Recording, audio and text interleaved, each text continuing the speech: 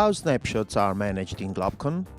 Let's have an example starting with a fairly simple device like the DirectOut Andiamo2. Let's have a look at the current settings. From the Home tab, we can see that both input and output analog levels are set to high. In the Output tab, all the digital gains are set to 0 dB and all the channels are unmuted.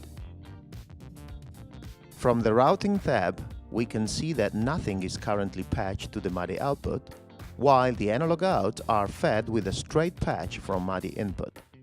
Let's move now to the Snapshot tab and press the New button to create a new snapshot. The newly created snapshot gets automatically a default name followed by a dash and a number.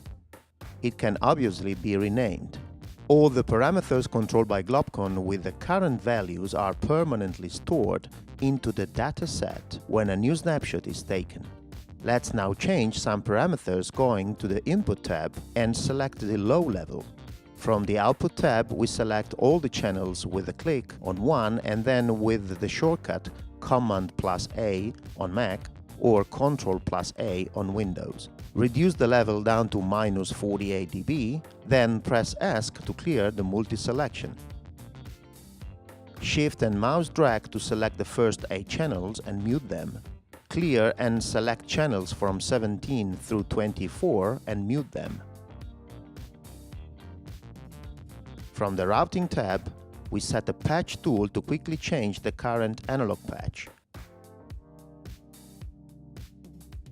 Then we added the first 8 labels of the analog output channels.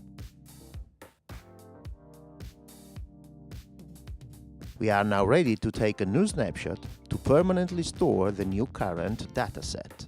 In the right section of the Snapshot tab, we can work on the scope set, organized in scope areas and scope details. The scope set offers the user the possibility to select which portion of the dataset should be actually recalled from the snapshot, while leaving untouched the rest. Scope areas are a set of parameters logically related, in this Andiamo example, to input, output, routing, clock, and settings. Each scope area is then divided in several scope details to allow quick selection with higher granularity. Every single snapshot is a combination of a dataset and its own scope set. Let's make some examples. If, from snapshot number 1, we want to recall the portion of the dataset related to all the input parameters, we can click on the All button of the input scope area. Red is the color coding of a portion completely included in the scope set. In this case, the input scope area, comprising the scope details input labels and input levels, is entirely selected. If we press Recall now, only parameters related to the input will be updated with the values previously stored in the dataset of snapshot number 1. All the other parameters of our Andiamo device will remain the current ones, unchanged. To recall a bigger portion of the dataset, we just have to click on the All button of the several scope areas.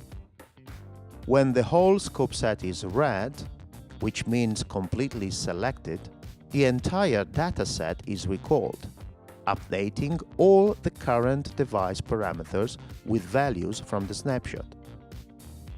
Keeping Alt depressed while clicking on All or None of any scope area toggles the entire scope set selection. To exclude or unscope some details, just click on the relevant N for None button. Gray is the color coding of a portion completely excluded from the scope set, while orange is the color of a section with some parameters included in the scope set. The input scope area is orange because only some parameters are included, the input level in this example, while some others, the input labels, are excluded from the scope set. If we now exclude the input levels too, The entire input scope area turns gray, meaning that in case of recall, nothing will be changed about inputs. We can keep changing the scope set of snapshot number 1 by clicking on the All or None buttons of scope areas and details. Every snapshot has its own scope set, and there's no need to save it. It just stays with the last settings left by the user. Enjoy some more examples watching the next video tutorial. Powerful, easy, globcon.